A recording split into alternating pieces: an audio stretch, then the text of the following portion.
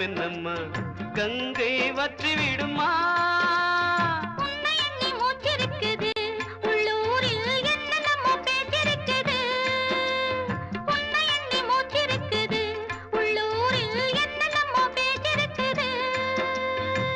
கல்யாணமா